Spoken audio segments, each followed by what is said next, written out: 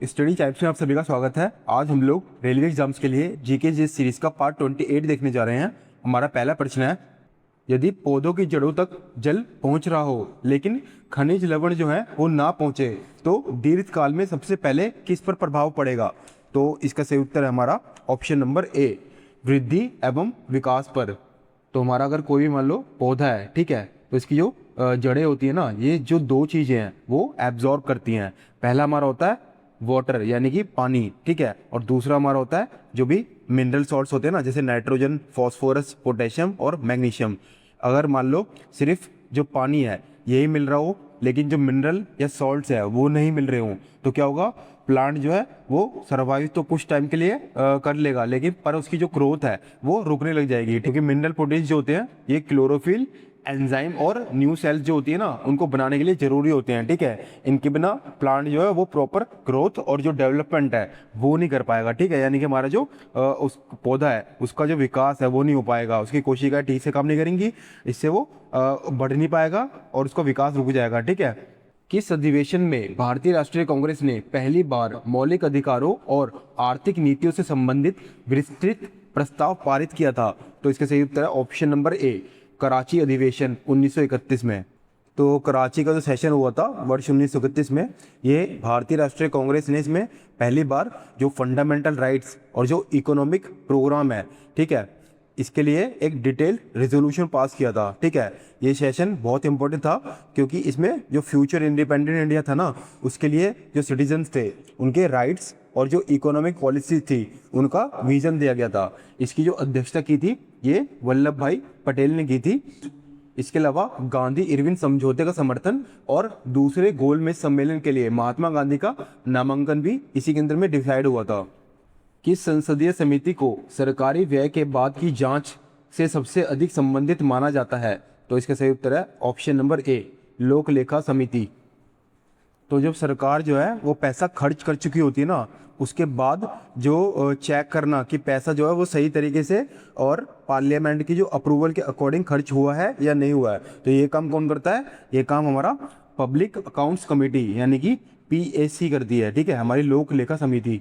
तो ये समिति क्या करती है? ये जो कैग की जो रिपोर्ट है वो उसकी जांच करती है और ये देखती है कि सरकार ने पैसे सही तरीके से खर्च किए हैं या नहीं किए, ठीक है। इसमें लोकसभा और राज्यसभा के कुल 22 सदस्य शामिल होते हैं। ये खर्च होने से पहले, ठीक है, जो खर्च होने से पहले जो एस्टिमेट और जो बजट की जो एनालिसिस होती है ना वो ये करती है और जो एफिशिएंसी जो होती है उसको इम्प्रूव करने का सजेशन देती है। बाकी हमारी जो सरकारी आश्वासन समिति जो है ये जो मिनिस्टर जो हैं हमारे जितने भी, उन्होंने पार्लियामेंट में जो भी प्रॉमिस दिए हैं ना उनके इम्प्लीमेंटेशन को चेक करती है कि वो प्रॉमिस वो सही से निभा रहे हैं नहीं निभा रहे हैं, ठीक है।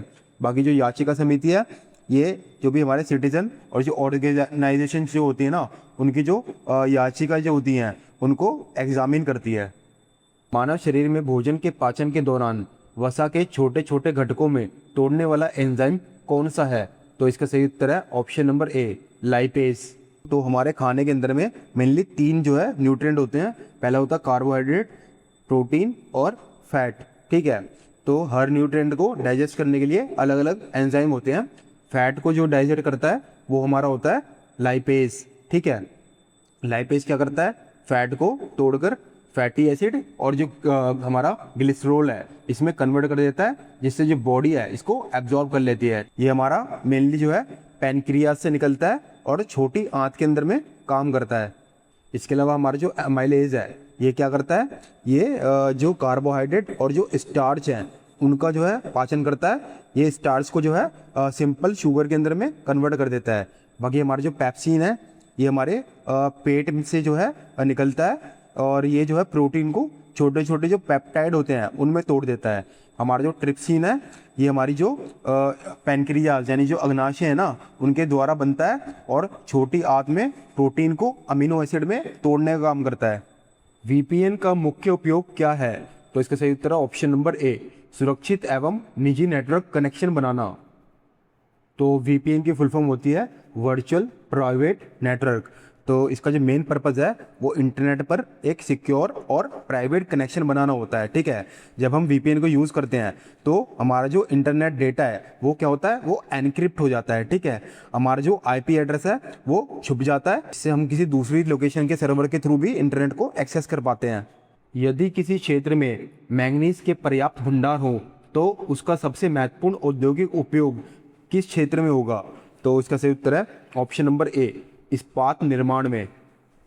तो मैंगनीज जो है एक बहुत इंपॉर्टेंट मिनरल है जिसका सबसे बड़ा जो इंडस्ट्रियल यूज़ है वो हमारी जो स्टील मैन्युफैक्चरिंग है इसके अंदर में किया जाता है। तो मैंगनीज क्या करता है, ये स्टील को जो है स्ट्रॉन्ग और हार्ड बनाता है और आयरन से जो ऑक्सीजन और जो सल्फर जैसे जो इम्प्योरिटीज़ है इनको रिमूव करने में हेल्प करता है। हम लोग डीऑक्सीडाइजर और डी सल्फराइजर कहते हैं, ठीक है। स्टील की जो स्ट्रेंथ, टफनेस और जो वीक रेजिस्टेंस है उसको ये बढ़ाता है, ठीक। यानी कि एक तरह से स्टील को जो है मजबूत और सख्त बनाता है। ये जंग ना लगने वाले जो मजबूत स्टील है यानी कि हमारा जो अलॉय स्टील है वो बनाने में काम करता है। निम्नलिखित में से कौन सा युग्म सही सुमेलित है? तो इसको हम लोग ऑप्शन से देखते हैं। ऑप्शन ए है हमारा काकोरी कांड राम प्रसाद बिस्मिल, ये हमारा बिल्कुल ठीक है क्योंकि जो काकोरी कांड था इस घटना के अंदर में जो राम प्रसाद बिस्मिल थे ये मुख्य क्रांतिकारी थे, ठीक है। बाकी हमारा जो अलीपुर बम केस महात्मा गांधी, ये हमारा गलत है क्योंकि जो अलीपुर का जो बम केस था ये अरविंद घोष और इनके भाई बरिंदर कुमार घोष से संबंधित था। चटगांव शस्त्रागार कांड भगत सिंह, ये भी हमारा गलत है क्योंकि इसका जो नेतृत्व था ये मास्टर सूर्य सेन ने किया। इसके बाद दिया है हमारा होम रूल आंदोलन सुभाष चंद्र बोस, ये भी हमारा गलत है क्योंकि इसे जो है बाल गंगाधर तिलक और एनी बेसेंट ने चलाया था, सुभाष चंद्र बोस ने नहीं चलाया था। तो ये हमारे 3 ऑप्शन गलत है, पहला ऑप्शन हमारा सही है। भारत में प्रोजेक्ट एलिफेंट का मुख्य उद्देश्य क्या है? इसके सही उत्तर ऑप्शन नंबर ए, हाथियों एवं उनके प्राकृतिक आवास का संरक्षण करना। तो प्रोजेक्ट जो एलिफेंट है इसकी शुरुआत वर्ष 1992 के अंदर में जो जंगली एशियाई हाथी थे उनके जो भी आवास थे ना और जो उनके जो कॉरिडोर थे उनकी रक्षा करने के लिए एक केंद्र प्रायोजित योजना के रूप में की गई थी। हाथियों को शिकारियों से बचाना और हाथी दांत के अवैध व्यापार पर रोक लगाने में भी ये कदम उठाता है। निम्नलिखित में से कौन सा युग्म सही सुमेलित है? तो इसको हम ऑप्शन से देखते हैं। ऑप्शन ए हमारा विक्रमशिला विश्वविद्यालय बिहार, ये हमारा बिल्कुल ठीक है क्योंकि ये प्राचीन विश्वविद्यालय जो है जो आज के बिहार के भागलपुर जिले में स्थित है, इसकी जो स्थापना थी ये पाल वंश के राजा धर्मपाल ने की थी जो कि बिहार में था। और जो हमारा तक्षशिला विश्वविद्यालय उत्तर प्रदेश, ये हमारा गलत है क्योंकि ये जो तक्षशिला विश्वविद्यालय है ये आज के समय में पाकिस्तान के अंदर में स्थित है, ना कि उत्तर प्रदेश में। हमारा जो नालंदा विश्वविद्यालय ये मध्य प्रदेश, ये भी हमारा गलत है क्योंकि जो नालंदा विश्वविद्यालय है ये बिहार के राजगीर में स्थित है, ठीक है। फिर है हमारा वल्लभी विश्वविद्यालय कर्नाटक, ये भी हमारा गलत है क्योंकि जो वल्लभी विश्वविद्यालय ये गुजरात राज्य में स्थित है, कर्नाटक में नहीं है। तो हमारा ऑप्शन नंबर ए इसमें सही उत्तर था। भारत के किस राज्य में लोकटक झील स्थित है जो अपनी तैरती हुई फुमड़ी के लिए प्रसिद्ध है? इसका सही उत्तर है हमारा ऑप्शन नंबर ए, मणिपुर। तो लोकटक लेक जो है ये मणिपुर में स्थित है और नॉर्थ ईस्ट इंडिया की जो है सबसे बड़ी फ्रेश वाटर की जो है लेक मानी जाती है। इस झील की सबसे बड़ी खास बात है फुमड़ी। तो फुमड़ी हमारी वनस्पति, मिट्टी और सड़े गले जो जैविक पदार्थ हैं इनसे बने हुए तैरते हुए जो है द्वीप हैं, ठीक है। पानी के अंदर में फ्लोट रहते हैं। इस झील पे दुनिया का एकमात्र तैरता हुआ राष्ट्रीय उद्यान केबुल लैमजो नेशनल पार्क स्थित है। ये जो उद्यान है ये अपने दुर्लभ जो संगाई हिरण है इसके लिए जाना जाता है। भारत में डिजिटल रुपी किस संस्था द्वारा जारी की जाती है? तो इसका सही उत्तर ऑप्शन नंबर ए, आरबीआई। तो डिजिटल रुपीस क्या है? ये इंडिया की सेंट्रल बैंक डिजिटल करेंसी है जो रिजर्व बैंक ऑफ इंडिया जो है वो इशू करती है। तो ये एक digital form of Indian currency है। इसका जो इशू और जो रेगुलेशन है वो आरबीआई के पास होता है। इसका यूज़ हम लोग डिजिटल पेमेंट के लिए करते हैं और ये जो है आरबीआई की लायबिलिटी होती है, बिल्कुल फिजिकल करेंसी की तरह। मरीन नेशनल पार्क भारत में कहाँ स्थित है? इसका सही उत्तर ऑप्शन नंबर ए, कच्छ की खाड़ी में। तो भारत का पहला मरीन नेशनल पार्क जो है ये गुजरात राज्य के कच्छ की खाड़ी के दक्षिण तट पर स्थित है। इसकी जो स्थापना है ये वर्ष 1982 के अंदर में हुई थी। ये गुजरात के जामनगर और देवभूमि जो द्वारका जिला है उसके पास स्थित है, ठीक है। इस क्षेत्र में टोटल जो है 42 द्वीप हैं, इन्हें हम लोग पिरोटन कहते हैं। यहाँ पर जो है मूंगे की चट्टान, मैंग्रोव वन और कई प्रकार की दुर्लभ समुद्री जीव भी पाए जाते हैं। रम्माण किस राज्य से संबंधित यूनेस्को की इंटेंजिबल हेरिटेज परंपरा है? तो इसका सही उत्तर है ऑप्शन नंबर ए, उत्तराखंड की। तो रम्माण जो है ये भारत के उत्तराखंड राज्य के चमोली जिले में स्थित जो सलूड़ डूंगरा गांव है उसकी एक धार्मिक और अनुष्ठान नाट्य परंपरा है। इसे वर्ष 2009 के अंदर में यूनेस्को द्वारा मानवता की जो अमृत सांस्कृतिक विरासत है यानी कि यूनेस्को की इंटेंजिबल कल्चरल हेरिटेज है उसकी सूची में शामिल किया गया था। भारत में बॉक्साइट उत्पादन में अग्रणी राज्यों में कौन प्रमुख है? इसका सही उत्तर ऑप्शन नंबर ए, उड़ीसा।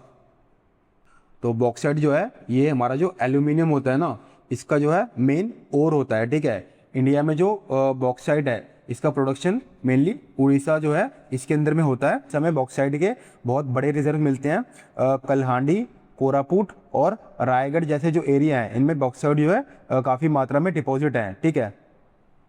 तो आज हमने रेलवे एग्जाम्स के लिए जीके सीरीज का पार्ट 28 देखा। मैं आशा करता हूँ कि आपको ये पार्ट काफ़ी अच्छा लगा होगा और आपके लिए काफ़ी ज़्यादा यूजफुल रहा होगा। धन्यवाद।